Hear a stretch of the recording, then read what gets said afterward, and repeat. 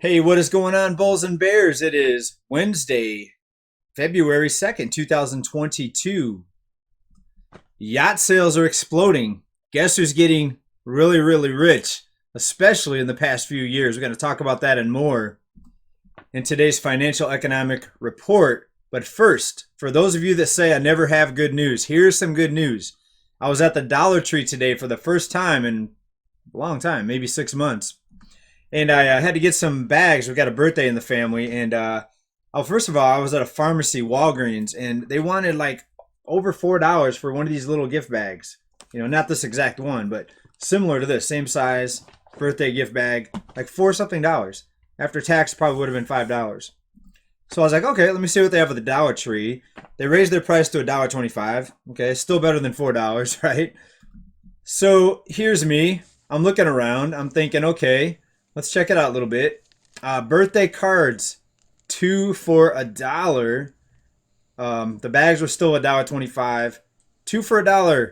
Cards, Valentine's cards, birthday cards. For those of you just saying I have bad news and no good news, there's your good news for the day. All right, now let's talk about the mega yacht or the super yacht sales. They've really been skyrocketing. In 2021, set a new record for these yacht sales. So that goes along with a lot of the other reporting that we do here that tells you that the mega rich are getting even wealthier when you see sales of super yachts explode like this. And this one comes out of Bloomberg. World's super rich drive 77% surge in super yacht sales last year. So everyone out there saying the economy's great, this is an amazing recovery, well, it's really amazing for the top 10% of the mega rich. And amongst these is Bezos, whose net worth, $174 billion, is awaiting delivery of a 417-foot sailing yacht. Another one, Steven Spielberg, also has one on order, listing his old yacht for $158 million. So, folks, this is who the economy benefits the most, the mega rich. So, believe me, when stimulus checks get sent out, the CEOs of Walmart and people like Jeff Bezos, Amazon, they're cheering. They're like, yes, people are going to come spend those checks here at our stores, and I'll get even richer. Also, when business becomes more hard or more difficult to stay in business as a small business owner, big corporations, they love that. They love seeing the competition get wiped out. And I think most of us here know how challenging it was, especially for small business over the past couple years with the whole sickness, health crisis and everything else. And I showed a video just a few months ago where there was a small strip mall here in the eastern part of San Diego County, and 5 out of 5 stores were gone. 5 out of 5 of those storefronts were vacant, and none of them were multinational corporations. They were all small, independently owned businesses that 5 out of 5 went out of business. So actually, when it comes to inflation and rising prices, the mega corporations love it because they know the small business is going to have a more difficult time paying their employees higher wages, but the big corporations are going to have an easier time. It doesn't mean that they will pay higher wages. It just means that they'll have an easier time if they have to get enough people to work for them. But even big companies, an example would be Starbucks, are having a difficult time. My Starbucks here, where I'm at in my local neighborhood here, closed down indoor dining, not because of the health crisis, but because of a worker shortage. They didn't have enough people to tend the drive-through. It was one that had the drive-through and the pickup window.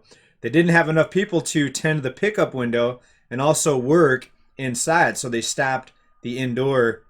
They just locked it down, so it's just drive-through at this particular Starbucks. All right, so big, huge, mega successful companies are not immune to what's happening right now with this economy. But what I'm saying is even more difficult, especially difficult for small, medium, and small businesses and independent business owners. So if you're a fan of the super rich, maybe this is good news for you. Maybe you're a Jeff Bezos fan. Maybe you're one of those people that roots for millionaires. You root for football players. And who knows, maybe you're rooting for Bezos to get even richer. Maybe you're a fan. Well, not everyone is so optimistic as others may be, the people down in comments that tell me that I'm being too negative or that I'm not optimistic enough, consumer pessimism grows as inflation accelerates. So a lot of these people that were not paying attention are starting to pay attention now. So maybe that's a good thing. It's bad. The reason why people are paying more attention now because the cost of living is giving a lot of people financial shock and their household budgets putting under strain. But I guess if you want to look at the silver lining, maybe it's good that people will start paying more attention. People will start looking at the banking system, looking at the ultra low interest rates, looking at all the money printing, and maybe start figuring out, how this is happening and why this is happening. And I've actually noticed a lot more people paying attention to what's going on as far as the big picture and the situation with the imports and the supply chain. I was actually in Walmart a few weeks ago looking for one of those needles that you use to pump up basketballs, for the air pump to pump up basketballs, footballs, etc. And a young kid was like taking me to the aisle where the needles were, showing me where it was, and I said something like, well, maybe it's on a ship off the coast, and he said, oh yeah, the supply chain. We talked about it, just for a brief minute while he was showing me, and he talked about we need to manufacture more stuff here in the United States. It's a big problem. We have shortages of many items. So of course he's a little bit more in tune with that because he works in the store and he sees some of the shelves that are empty.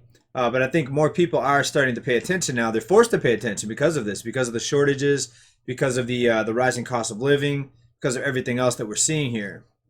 So yes, people are paying more attention, and the more they see and the more they learn, their pessimism is growing. It's not just me saying that. That's been widely reported here. Now, on that topic of the rising cost of living, wages, and trying to keep up with the rising costs, let's take a look at this. I couldn't believe this. And this article comes out of Grid News. Substitute teachers make $13 an hour. Is that enough to show up during the health crisis? Now, this article goes on to talk about some substitute teachers in Fayetteville, Arkansas. And I know the pay for substitute teachers has to be higher than that in some states, but it is in some areas as low as $13 an hour.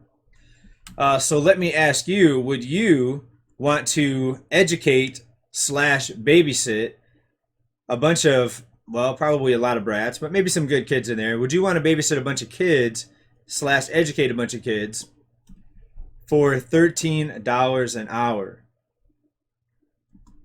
All right, so even school systems are not paying enough, and they're not immune from the shortages. And even smaller schools here in San Diego, I actually send my kids to a smaller school, and it's kind of a drive from our house. The bus doesn't even come out this far from this school that we go to. And you might remember a couple reports ago, I talked about my gas bill was almost $400 a month. Well, that's part of it. We have to commute one of our kids to a school that's not too close, and it's there and back again. So drop off there and back, pick up there and back. So it's not just like driving to work and you stay there and then you commute back home. It's there and back. So 2 round trips a day to this school really adds up in gas. So I'm feeling the crunch with these gas prices, rising costs. What if this inflation doesn't slow down? What if these rising prices continue? Where does it end? Please let me know what you think about the $13 an hour teachers, substitute teachers, the mega yacht sales, and the record-breaking year in 2021. Also, the consumer pessimism. Are people finally waking up to what's happening? And is there a silver lining? Maybe people will start paying more attention and start realizing what's happening. And I think the more people realize what's going on, it'll be better for everyone. But that's going to be all for today. Big love, everybody. Peace. Hope you stay well out there. Try to stay healthy. Keep stacking. And be careful. Be aware of your surroundings. We talked about the restaurant food fight in our last report. Be careful out there, folks. Peace.